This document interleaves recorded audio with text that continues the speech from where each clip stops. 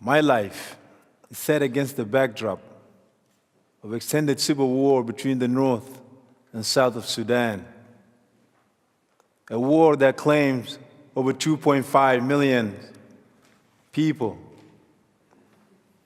My mothers, I have 11 of us, and I was a middle child. 6 of my brothers and sisters were claimed by that civil war. So I became a second older to the 5 who are alive today. You see, when I was growing up in the greater Akobo, in a small village called Lid, I did what every child liked to do. We used to go to the forest to go hunt for honey and birds. And sometimes we go about our way to go mold mud as a cow just to imitate our way of life.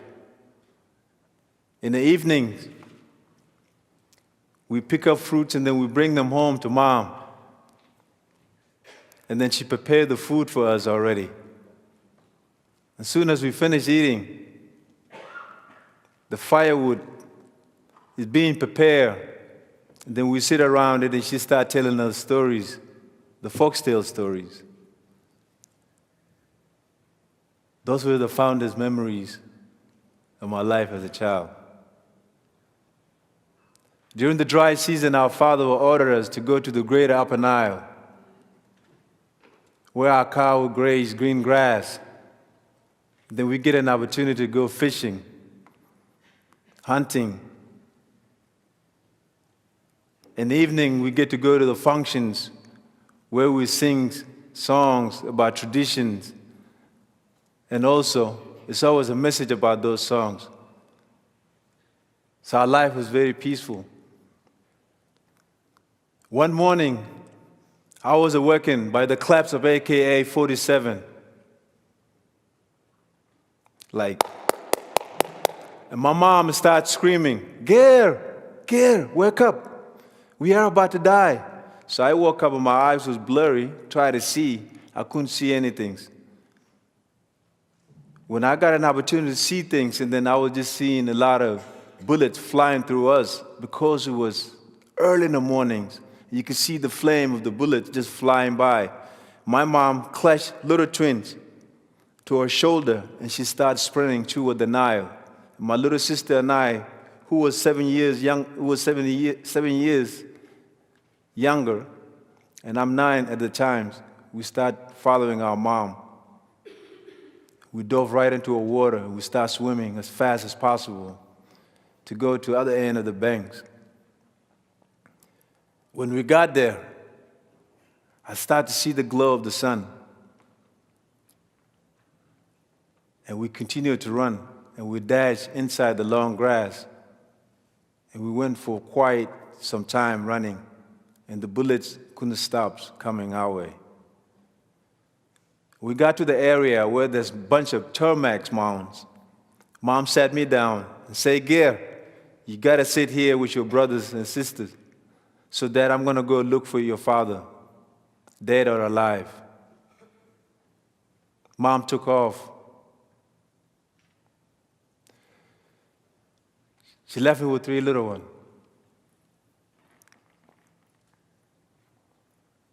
And she started asking people, have you seen my husband Tabat? She continued to go on. Some of the people were hurt until Mom disappeared out of my sight. Later that evening, she said she even went and flipped dead bodies to see if she can find my father. But my father was fighting miles away. But a hail of bullets like that will make you forget which way to go and what to ask.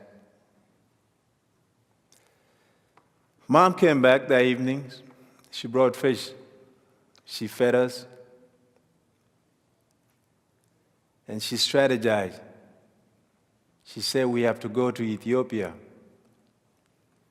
I said, where is Ethiopia? She said, toward the rising sun. Early in the morning, we start collecting our little possessions that we have, and we left walking to Ethiopia. I try to forget that day.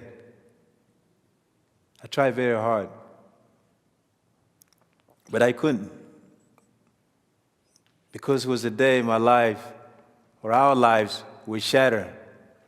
And we were scattered everywhere. And then we were introduced as the new refugees in Ethiopia, which was our neighboring country.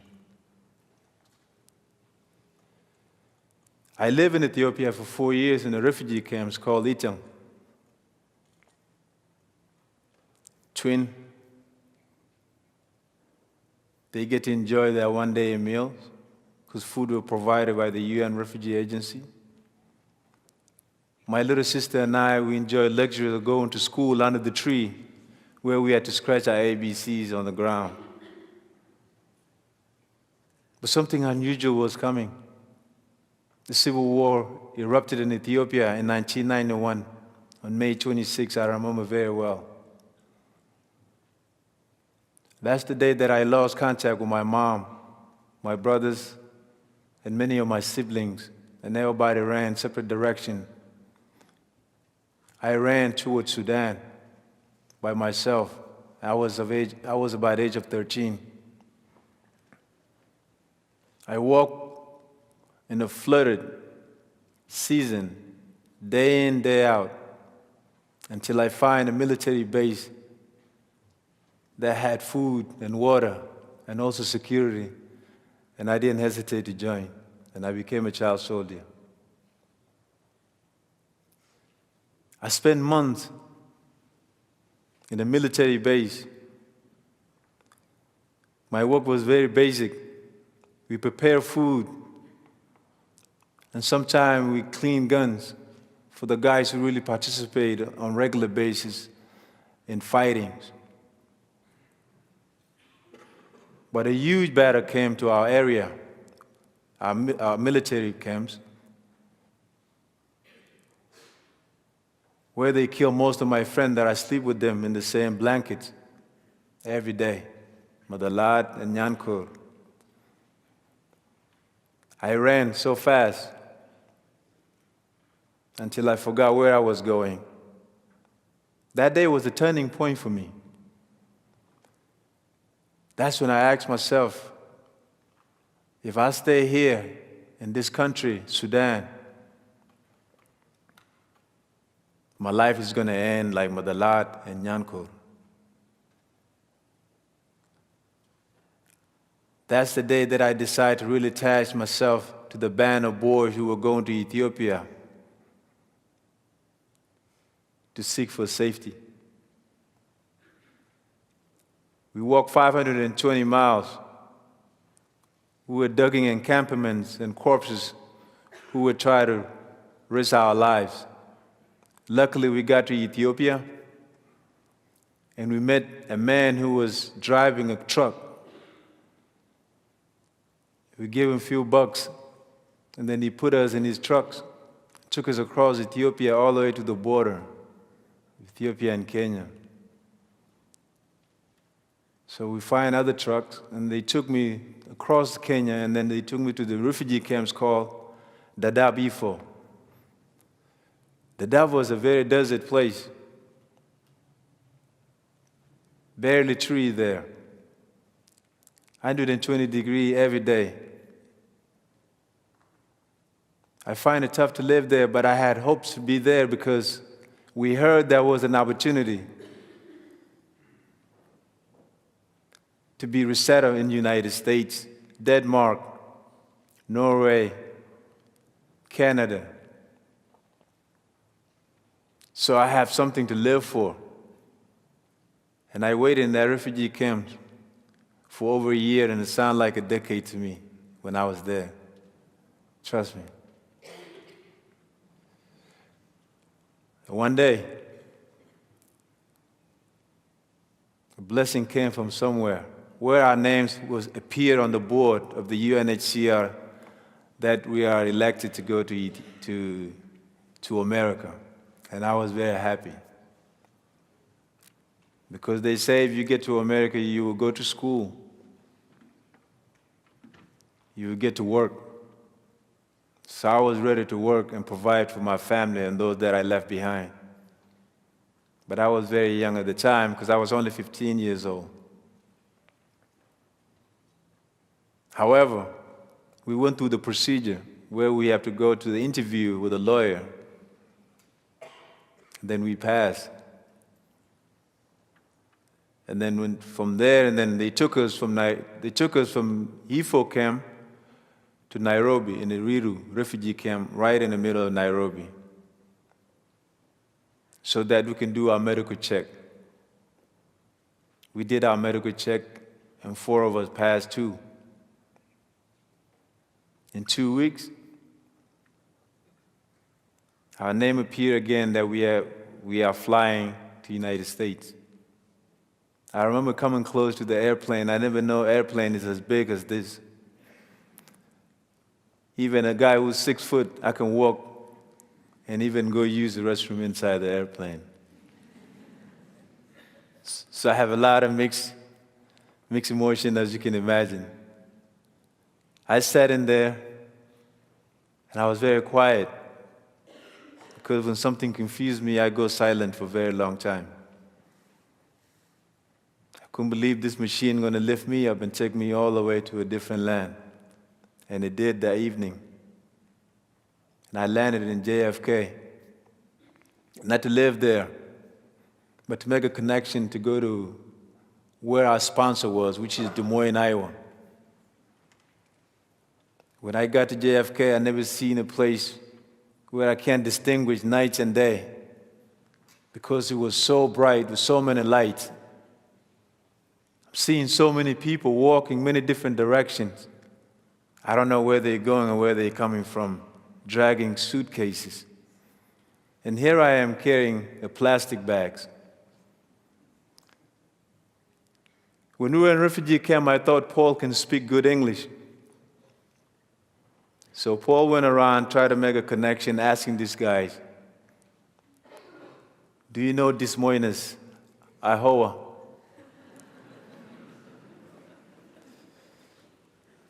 Yeah, Des Moines, Iowa. It's like, give me your ticket. The guy looked at it, it's like, oh, this is Des Moines, Iowa. So that day I knew Paul English was dying. So we made our connection and we made it to Des Moines, Iowa. We were received by our colleagues who came a year before, show us around. My thoughts all about school. School is something that I was risking my life for. To come to this strange land where I have to learn how to live and how I have to learn to navigate and make something of myself. And the dream that one day I can go home or one day I can read and write, that was a motivation that I always have. I'm glad I can tell this story to you guys, not in my mother tongue, in your language. I was 16 years old. I was put in a class with American kids, Cambodian, Bosnians, who I had the same common ground with them because they were having the same trouble in their own country. And English was a second language to all of us. I work as hard as possible so that I can really understand what the teacher is saying. And I picked up the game of basketball, which became a huge part of my life that kept me grounded because I was dealing with post-traumatic stress disorder. Basketball helped me. Luckily, I even got a scholarship out of high school when I graduated it in 1998. And then I went on to college where I was playing college basketball at University of Bridgeport in Connecticut. And after I finished my degree, another opportunity was coming to me. It's called acting. I remember one afternoon, a friend of ours named Manut Bull, who was a superhero almost to all South Sudanese people, and is a well-known basketball player in America, invited us over to his house to audition for a movie for Universal. A guy, David Russell, wanted a guy from Sudan who have dealt with real-life experiences. So that day was just more like a reunion for me to see my South Sudanese people and play basketball. I got in front of the camera. I wasn't sure what I was doing. But 3 months later on, I was called there for the role in the movie that many thousands of guys all around the world was looking for that role. I was flying to LA, and the next things I know, I'm in a trailer with the people that I've been watching on TV, doing a rehearsal with them. He was Dustin Hoffman, next to me, Lily Tomlin, Jude Law, Mark Wahlberg, and Jonah Hills. So now we're the first, that was our first job. Hey, if anybody ever tell you that making a movie is glamour, they lying to you. Jonah and I, we have to learn from the very beginning, but now Jonah become bigger than life. I'm glad he's not in this room. We went on and we shot that movie, and that's how I was introduced into a film. When I was growing up, I wanted to be a storyteller, and my mom was doing that. Now I'm telling story in the form of a film, something that I enjoy very well. So I switched coasts. I went to New York so that I can audition more instead of commute between Connecticut and New York. But something was aching in my heart. After 18 years of me not seeing my mom, my father, and all my siblings that I left behind, I decided to really take an airplane from JFK and went all the way to Nairobi, Kenya, to Sudan. And I started searching for my mom in 2010 until I find her in the village where she had given birth to me, Akobo. We went and voted it because our country was splitting from the north. We vote together. That's the war that made her lose 6 of her children. So I thought it was the best way for us to do it together so that we vote and then we separate. So all of us had a power to do that, even though we don't have to participate in the physical war. And I told my mom that. Our dream came true that day. South Sudan became an independent country, and I went back to New York. The reason I'm telling you guys this story is because in 2015, I have seen so many refugees fleeing from their own home, looking for places to live. Refugees are your family and mine. They are currently looking for a place to live in this world that we call home, or the place that we share, all of us. If opportunity is provided to refugees, the transformation can occur, and then they can thrive and become citizens of this world. And to me, that's the way that we have to revive the humanity, because we chipped away based on conflict that has taken toll on all of us. If intelligent resettlement is given to refugees to give them vital skills with the intention to hire them into the area and use the experiences that they have in these places, that could be another way too to prevent conflict to happen in the first place. And thank you so much. That's my story.